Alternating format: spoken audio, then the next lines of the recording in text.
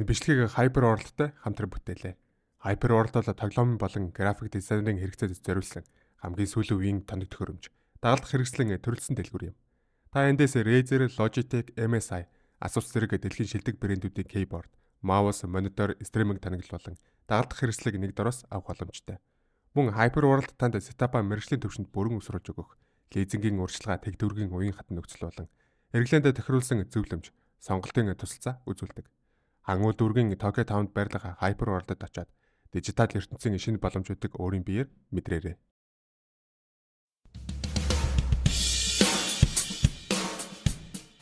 Хүмүүрийн биед авра хэмээх энерги агуулдаг. Гэхдээ ихэнх хүн энэ энергийг мэдэрч бас удирдах чаддаггүй юм. Нэн гэдэг нь энэ авраг мэдрэх, хянах чадвар бөгөөд тусгай сургалтын дунд эзэмшдэг хүч юм. Авраг удирдах эхлэхийн тулд эхлээд энерги урсдаг зангилаануудыг нэг шаардлагатай. Энэ зангилаа нэгдмэх зөв хүний авраа гадагш урсах боломжтой болдог. Зарим хүн олон жилийн турш биеийн ачаалаараа дамжуулан аажмар нэдэг бол зарим нь богино хугацаанд хүчээр нэх аргыг хэрэгэлдэг. Сүүлийнх нь эрсдэл өндөртөж нээн сурахад хурдан ахиц гаргадаг. Аврагаа мэдэрч эхэлсэн үед хүн өөрийн энергийг гадагшлуулж хадгалах, нуухай төвлөрүүлэх зэрэг суурь чадваруудыг сурдаг. Энэ бол нээн системийн үндэс гэж хэлж болно. Аврагаа хянаж чаддаг болсноор биеийн хүч мэдэрх үе хамгаалт зэрэг чадрууд мэдэгдэх үс сайжирдаг. Цаашлбал хүн өөрийн аврагийн онцлогийг ойлгож түүнийг ашиглан өргөнс чадвар хөгжүүлэх боломжтой болдог. Энэ шатанд хүрэхийн тулд суурь ойлголт, дадлаг сайтар эзэмссэн байх шаардлагатай. Нээн хүний сэтгэл хөдлөл, зан чанар хандлагаас шууд хамаардаг бөгөөд хэрв хүний сэтгэл санаа тогтворгүй байвал авраа замбрааг урсах магадaltaй. Харин төвлөрсөн сэтгэлийн хяналттай хүн нээний илүү ухаалгаар ашиглаж чаддаг. Зарим үед хүний өхүүлж нээний эцэн цэг болдоггүй. Маш хүчтэй хүсэл, хорсол, амлалт зэрэг зүйлс нээнийг үгсний дараач үлдэх тохиолдол болгодог. Иймэрхүү авраа нэхвчлэн хяналтгүй, хор хөнөөлтөй хэлбэртэй байдаг бөгөөд үүнийг дараах устгах нь маш хүндрэлтэй тооцогддог. Нээн нь байгаль орчинтой ч бас холбоотой юм. Зарим хүмүүсийн авраа нь амтэн, ургамал, газар орны онцлогтой тогтсон шинжтэй байдаг. Үүний улмаас нээн хэрэглэгчвэр өөрийн орчинд давуу эсвэл сул талтай болдог. Зарим нь байгаль орчноо ашиглан чадвараа нэмэгдүүлдэг бол зарим нь тодорхой орчинд хүчгүй болдог. Харин зарим шин чанарууд нь өнөө хүртэл бүрэн тайлбарлагдаагүй хэвээр үлдсэн. Жишээлбэл нээний үүсэл гарал, хязгааргүй хөгжлийн боломж, эсвэл онцгой төрлүүдийн учир шалтгаан гэх мэт олон зүйлс нууц хэвээр байгаа. Энэ нээнийг илүү сонирхолтой, нарийн төвөгтэй болгож, энэхүү аним мангаг илүү сонирхолтой болгодог.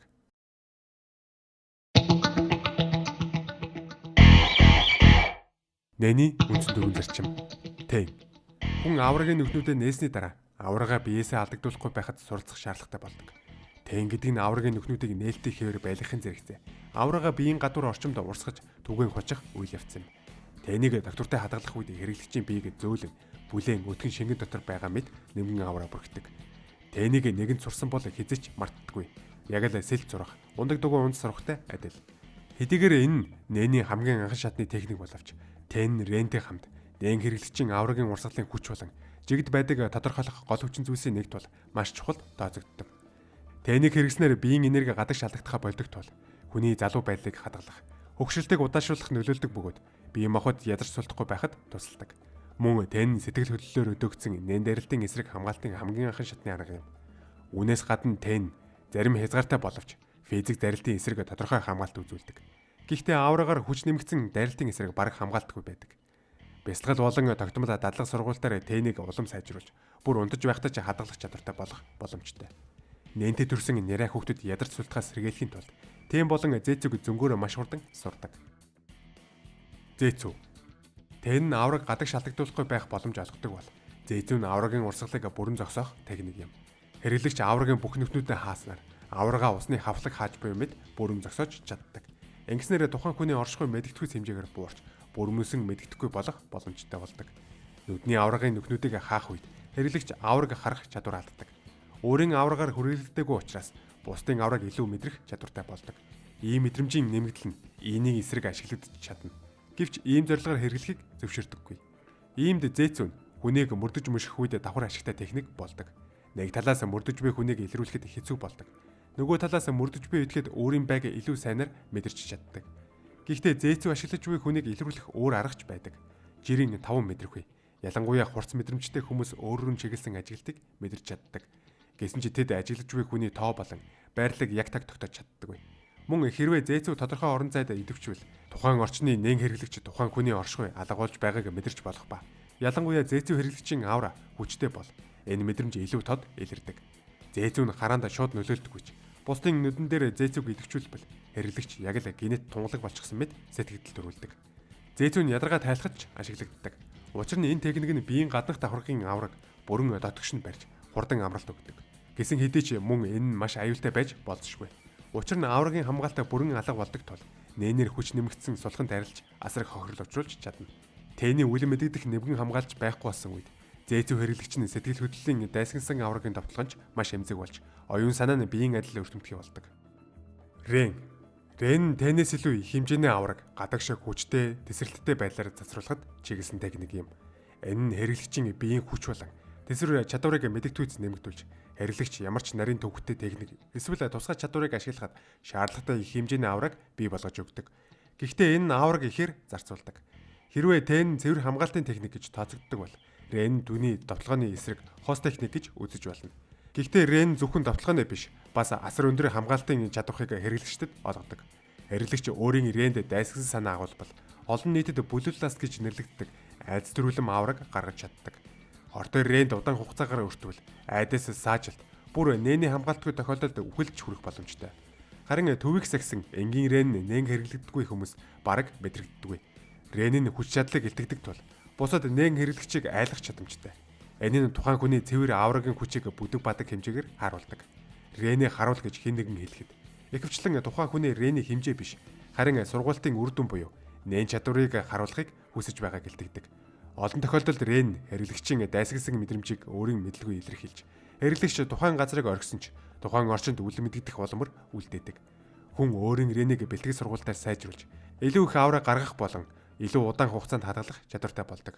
Тулааны нөхцөл биш үед Ренийг 10 минутаар урсгахын тулд дунджаар 1 сарын бэлтгэл шаардлагатай гэж үздэг.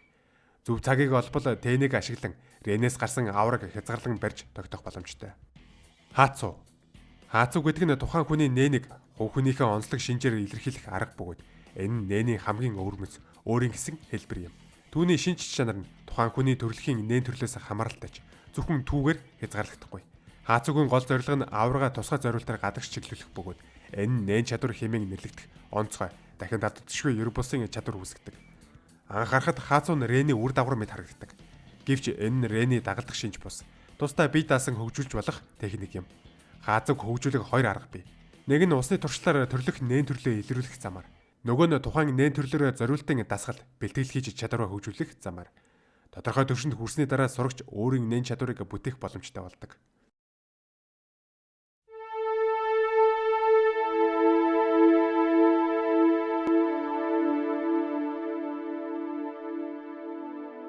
Нэний агсан техникүүд үндсэн зарчмуудыг тодорхой төвшөнд эзэмсэсний дараа дэвшилтэт техникүүд гэгддэг шин шатны аргуудтай танилцдаг. Эдгээр техникүүд нь ихэнхдээ үндсэн дөрвөн зарчмуудыг хослуулсан буюу тэднээс гаралтай байдаг. Дэвшилтэт техникүүд нь тулдаанд хэрэглэгчдэд асар олон төрлийн боломж, арга барил олгож өгдөгч үндсэн техникүүдтэй харьцуулахад авраа ихээр зарцуулдаг. Гео нь Ренийг дэвшилтэт төвшөнд ашиглах техник бөгөөд хэрэглэгч авраага ердийнхөөс илүү их хэмжээгээр биеийн нэг хэсэг рүүгээ төвлөрүүлдэг. Энэ нь тухайн эрэгтний хүчийг нэмэгдүүлдэгч бусад хэсгүүдийг илүү эмзэг болгодог. Геог хамгийн түгээмэл ашигладаг эрэгтэн бол нүд бөгөөд ингэснээр хэрэглэгч ийн ашигласан далдагдсан авра болон бүтцийг харах боломжтой болдог. Мөн маш бүдэг, үл анзаарагдах аврагийн улам мөрийг илрүүлж чадна. Геогийн өөр нэг хувилбар нь их хэмжээний авра гаргахын оронд зөвхөн биенээс байнга уршин алдагдаж байдаг аврааг төвлөрүүлдэг. Энэ нь мөн адил сонгосон эрэгтүүдийн хүчийг тодорхой хэмжээнд нэмэгдүүлдэгч ердийн гео шиг өндөр үр дүн үзүүлдэггүй. Энэ хувилбараар инг эсрэгүүцэх магадлал бага бөгөөд жишээлбэл винг багш сурагчдаараа ринг хийлгэж байж инг илрүүлдэг байсан.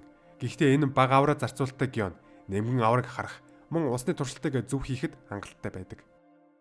Энэ зээцүүгийн дэвшилтэт хувилбар бөгөөд хэрэглэгчийн авраг бүрэн нууцарч бусад нээн хэрэглэгчд хүртэл мэдрэх боломжтой болгодог техник юм. Зээцүү нь аврагийн урсгалыг бүрэн зогсоодог бол энэ авраг урсаж байхад нь ч далдлах чадвартай. Ийн ашиглаж байгаа үед хэрэглэгчийн авраа нь хүний 5 мэдрэх үе болон нээн мэдрэмжээр илэрхгүй тул нууцаар давтлах, занг тавих зэрэгт онцгой тохиромжтой. Энэ техник нь зөвхөн хэрэглэгчийн оршихуйг бос, мөн хувиргалт трансмуташн болон дуурайлтаа конжураашнаар үүсгэсэн нээн бүтцэгч далдлах боломжтой. Ийн илрүүлэх цөөн арга байдгийн нэг нь нүдэнд гео ашиглах, эсвэл өөрөө зээцүү хийж авраа мэдрэх юм. Туршлагатай нээн хэрэглэгчид ийн ашиглаж буйг шууд харахгүй ч тодорхой нөхцөлд, жишээ нь тулааны үеэр эсрэг этгээдээс авраа огт мэдрэхгүй байвал ийн хэрэглэж байгаа гэдгийг таамаглах боломжтой байдаг. N тем ба Рэнийг хавсран хэрэглэдэг дэвшилтэд техник юм. Ердийн нөхцөлд Рэн ашиглах үед аура зөвхөн хэрэглэгчийн биеийн ойр орчмыг тойрон бүрхдэг. Харин N техник нь Рэнийг ердөнхөөс илүү том талбайд тарааж түүнтэй зэрэгцэн Тэн ашиглан тухайн аврад хэлбэр бүтэц өгдөг. Ихэвчлэн N нь бөмбөрцөг хэлбэртэй байдаг. N хэрэглэж буй хүн аврагаараа бүрхэгдсэн талбайд орших аливаа зүйлсийн хэлбэр хөлөөнийг мэдрэх боломжтой бөгөөд үүний наривчлал нь тухайн хүний ур чадварын төвшнөөс хамаардаг. Мөн N нь нэн хэрэглэгч болон энгийн хүнийг ялах боломжийг олгодог. Учир нь нэн хэрэглэгчид N-ээс ирэх авраад илүү хүчтэй хариу үзүүлдэг. Гэхдээ энэ техник нь асар их авра зарцуулдаг тул хэрэглэгчийг маш их ядаргаанд оруулж сөлдүүлдэг сул талтай. Энэ техникийг амжилттай хэрэгэлсэн гэж тооцохын тулд аврагаа дор хаяж 2 м-ийн радиуст тэлж 1 минутаас илүү хугацаанд хадгалах ёстой. Харин энийг бүрэн эзэмшсэн хүмүүс аврагаа 50 м-ийн радиуст дугуй хэлбэрт тэлж чаддаг. Зарим онцгой тохиолдолд энэ хэмжээнээс холд авч болно. Жишээлбэл хамгийн хүчрэг алуурчтай нэг болох Зенозолдыг N 300 м-ийн радиус хүртэл тэлж чаддаг бол Химера шоргоолж Неферфито N жигд бус хэлбэрээр тэлж нэг салааг нь 2 км хүртэл сунгаж хэдэн өдрөөрч хадгалах чадвартай. Шүүн нь Тэн техникийг ашигласан дэвшилтэд хэрэглээ юм. Шүүн хэрэглэгчид өөрийн аврагаа аливаа эд зүйлийг бүрхэх боломж олгож тухайн зүйлийг өөрийн биеийн үргэлжлэл мэд ашиглах нөхцөлийг бүрдүүлдэг. Жишээлбэл нэг хүн зэвсгээ шүү ашиглан аврагаар бүрхвэл тэр зэвсгийг бэхжүүлж хамгаалалттай болгох боломжтой. Шүүг босод техниктэй хосуулан ашиглах боломжтой. Тухайлбал Ко техниктэй хамт хэрэглэвэл илүү хүчрхэг үр дүн гаргаж чадна. Ко бол Тэн зээцэн үрийн хаацуу болон гео техникийг нэгтгэсэн нийлбэр арга бөгөөд бүх аврагаа биеийн нэг хэсэгт төвлөрүүлдэг техникт тооцогддог. Гео нь аврагаа тодорхой хэсэгт төвлөрүүлж, Тэн нь аврагаа тарахаас сэргийлнэ. Зээцүүг ашигласнаар биеийн босод хэсэг дэх аврагийн урсгалыг бүрэн зогсоож, хүссэн хэсэгт аврагийн гарцыг нэмэгдүүлдэг. Үүнийг Рэнээр нэмэгдүүлснээр аврагийн хэмжээ огцон өснө. Энэ нь тухайн биеийн хэсгийг үлэмж хүчтэй болгодог. Довтлох чадвар, хамгаалтын бат бөх байдлын аль алиг нь тэнцвэртэйгээр нэмэгдүүлнэ. Кон өөрөө л гэхэд хүчрхэг техник бөгөөд хэрэглэгчийн хурд хүчтэй хослон хэрэглэвэл хүч нь хэд дахин нэмэгдэх боломжтой гэж Виски хэлсэн байдаг. Гэхдээ энэ техник нь нэг том сул тал бий. Үлдсэн бүх биеийг бүрэн хамгаалтгүй болдог. Хэрв нэг хэрэглэгч Ког довтлогоонд нөгөө нь хамгаалтанд ашиглавал тэдний хоорондын хүчний зөрүү асар их биш л бол хамгаалтын Кон довтлогооны Ког тесвэрлэж чадна. Гэтэл довтлогооны Когоор хамгаалтгүй газарт тусвал хүнд хохирол авчирна. Үүнээс болоод Ког ерөнхийдөө цэвэр довтлогооны техник гэж үздэг. Энэ техникийг дутуу гүйцэд Рэнэг ашигладаггүйгээр суралцж эхлэх боломжгүй бөгөөд ингэснээр аврагаа төвлөрүүлж барих бусад алхамд дадлага хийж болно. Зарим нэн хэрэглэгчид ялангуяа хүч нэмэгдүүлэгчид Ког өөрийн нэн чадвар болгон хувиргахдаа тусгай нөхцөл хязгаарлалтыг нэмж ашигладаг. Кен бол Тэн ба Рэн техникийг гүнзгийрүүлсэн агсын шатны хэрэглээ бөгөөд голчлон хамгаалтанд зориулагдсан техник юм. Энэ нь хэрэглэгч Рэний төлөвийг удаан хугацаанд хадгалах явдал бөгөөд Кэний үед хэрэглэгчийн биеийг тойрон буй аврагийн хэмжээ Тэний үеийнхээс даруй 10 дахин их байдаг. Кэн нь хэрэглэгчийг бүх чиглэлээс ирэх дайралтаас хамгаалж чаддаг. Гэвч ийм их авра үүсэх нь хийхэн ядраадаг. Тухайн биеийн хэсэгт төвлөрсөн Когоос хүч бага боловч бүх биеийг тэгш хамгаалдаг учраас Когийн эсрэг хамгийн оновчтой хамгаалт гэж үздэг. Шууд Когоор дайруулж болзошгүй нөхцөл байдал үүсээгүй үед боломжлох зорилгоор Кэнг хэрэгэлдэг. Зарим нэн хэрэглэгч Кэний радиусыг баг зэрэг тэлж харагдахгүй дайралтыг мэдрэх зорилгоор ашигладаг. Энэ нь жижиг хэмжээний N шиг ажилдаг. Мөн зарим тохиолдолд Кэнийг Рэн гэж нэрлэх нь бий. Учир нь эдгээр хоёр техник хоорондоо төстэй шинж чанартай. Рио гэдэг нь Кэн төлөвт байх үед Геог ашиглан аврагаа бодит цаг хугацаанд давшилт болон хамгаалтанд тохируулан хуваарлах техникийг хэлдэг. Хэрвээ Кон аврагынхаа 100%-ийг дайралт эсвэл маш ховор тохиолдолд хамгаалт руу төвлөрүүлдэг. Кэн бол түүнийг тэг шуваадаг гэж үзвэл Рио нь үүнээс өөр хуваарлт хийхийг хэлнэ. Жишээлбэл зохих гэж байхад аврагынхаа 70%-ийг нудраганда үлдсэн 30%-ийг босод хэсэгт тарах. Эсвэл өшгөлт хамгаалахад 80%-ийг хөлөндөө 20%-ийг босод хэсэгт хүлдээх гэх мэт. Энэ техникийг ашиглахад Кэн төлөвт байгаа дайсанд гэмтэл учруулах боломжтой болдог. Тэгэхдээ өөрийгөө Кошог бүрэн хамгаалтгүй болгож орхихгүй.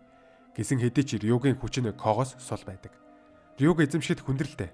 Учир нь энэ нь аврагийн урсгалыг маш нарийн хянах чадвар шаардахаас гадна эсрэг талын аврагийн хэмжээг хурдан зөв таамаглахыг шаарддаг.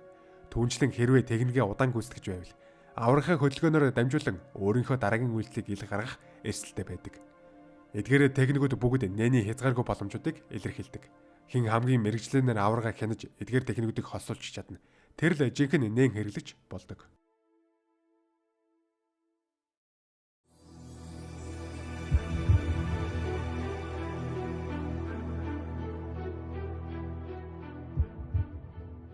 Нэм ба хувь хүний онцлог.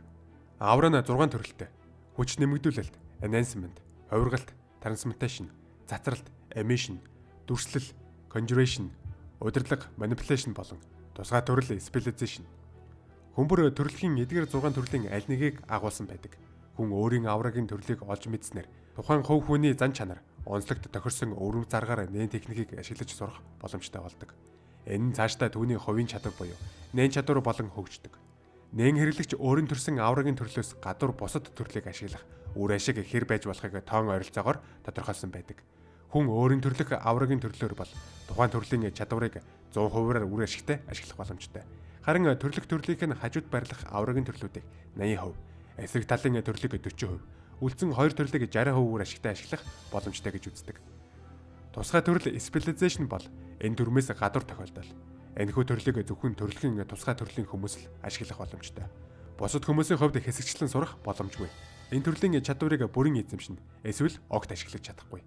Гэвч хүн амьдралынхаа туршид тусгай төрөл рүү шилжих боломжтой бөгөөд энэ магадлал дүрслэгч, конжурер болон удирдагч, манипулятор төрлийн хүмүүсийн хувьд хамгийн өндөр байдаг. Өөрийн төрсэн аурагийн төрөл дээр суурилсан нээн чадвар бүтээх нь хамгийн оновчтой. Мэдээж өөр төрлийн чадваруудыг хөгжүүлж болгоч тухайн чадварын гүйцэтгэл сул байх магадaltaй. Өөртөө тохироогүй төрлөөр чадвар бүтээх нь дотоод ачаалтыг хэтрүүлж, хувь хүний нээн ашиглах чадамжийг сааруулж болзошгүй. Үүнийг Хисако memory overload гэж нэрлэдэг. Гэхдээ Биске, Нитаро зэрэг нээний мастерууд хэд хэдэн аурагийн төрлөөр өндөр түвшинд хүрч, үндсэн чадвартай байнга уялдуулан ашигладаг. Үндэ Бискийн хэлснээр бол өөртөө боломжтой бүх төрлөөр хичээллэх нь өөрийн төрлийн чадварыг хамгийн хурдан, үр дүнтэй хөгжүүлэх арга юм. Энэ нь зүгээр ч нэг үр ашиг нэмэх биш. Харин нээний уян хатан байдал, ерөнхий чадамжигч ахиулах ашиг тустай. Сургалтын хамгийн оновчтой хуваарлалтанд хонхон хэлбэртэй морь байдаг. Өөрийн төрлөдөө хамгийн их цаг зарцуулж, аслагдсан төрлүүд рүү очих тусам хугацаа багасдаг. Нээн хэрэглэгч бүр зөвхөн нэг төрлийн аурагийн төрөл буюу үндсэн төрөлтэй байдаг. Гэхдээ зарим нээн хэрэглэгчид өөрийн төрлийн хажуугын аурагийн төрөл рүү хазаасан байралтай байдаг. Энэ нь тухайн хэрэглэгч тухайн хажуугын төрлийг энгийн хүнээс илүү үр дүнтэй сурах боломжтой гэсэн үг юм. Зарим хүмүүс бүр хоёр төрлийн аурагийн яг дунд нь байрладаг бөгөөд үүнийг хос хандахтай dual affinity гэж нэрлэдэг. Энэ тохиолдолд хэрэглэгч хоёр дахь төрлийг ч мөн үндсэн төрлөө эзэмшиж буй хурдаар сурах боломжтой. Гэсэн ч үндсэн төрөл нь хэвээр үлдэж хоёр дахь төрлөөр эзэмсэн чадвар нь үр ашиг нь нээний ангиллын дүрмээр хязгаарлагддаг. Жишээ нь кило бол хувиргач сайжруулагч буюу трансмутер enhancer хандлагатай. Тэр enhancement ба transmutation хоёрын хооронд барилдаг ба хувиргалт трансмуташн бол түүний үндсэн төрөл юм. Энэ нь килод сайжруулах төрлийн чадварыг хурдан эзэмших боломж олгодогч. Тухайн төрлийн чадвар нь ердөө 80% үр ашигтай байдаг. Калута бол удирдагч манипулятор төрөлтэй боловч дамжуулагч emission руу хазаасан байдаг. Үүний ачаар тэрээр emission төрлийг илүү амархан сурч чадна. Гэхдээ manipulation шиг үр ашигтай биш. Хандлага гэдэг нь төрөл шиг тогтмол зүйл биш бөгөөд нээн хэрэглэгчийн сургалт, орчин сэтгэл зүй, бусад хүчин зүйлээс хамааран өөрчлөгдөж болдог. Нээн хэрэглэгч өөрийн аврагийн төрлийг тодорхойлох хамгийн алдартай, бас цувралд баталгаатай үр дүн өгдөг цорын ганц арга бол усны эмерэг юм. Энэ аргын үед нэг ширхэг навчтай устай аяга хэрэгтэй болно. Нээн суралцагч хоёр гараа усны аягны эргэн тойронд байрлуулж, рен ашиглан аврагаа гаргадаг. Эсвэл гео ашиглан гаранд илүү их авра төвлөрүүлж болно. Авра усанд нөлөөснөөр тухайн хүний төрлийг тогтоох боломжтой болдог. Тухайн аврагийн төрөл дараах байдлаар илэрнэ. Жишээ нь өөрчлөгдвөл сайжруулагч, амд өөрчлөгдвөл хувиргагч, өнгө өөрчлөгдвөл дамжуулагч, хойлц бохирдол гарч ирвэл бүтээгч, навч хөдөлвөл удирдагч. Бусад бүх төрлийн өөрчлөлт гарвал онцгой төрөл гэж үздэг. Энэ үрээд Hunter x Hunter анime манга дээр гардаг нээний таларх ихний бичлэг маань дуусч байна. Дараагийн бичлэгээр аврагийн төрлүүдийг илүү дэлгэрэнгүй задлж, нээн чадруудын дэд ангиллууд болон бусад зүйлсийг ярих болно. Танд миний бичлэг маань таалагдсан бол лайк болон subscribe дарахаа бити мартаарай. Мөн сувагт маань хөрөнгө оруулахыг хүсвэл description хэсэгт байрлах мэдээллээр donation хийлгэж дэмжээрэй.